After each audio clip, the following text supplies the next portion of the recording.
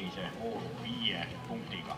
Järgmisena oleme starti Miia Pall, ratsaspordiklubi Simon, või Poni Haarimaa. Miial on eilsest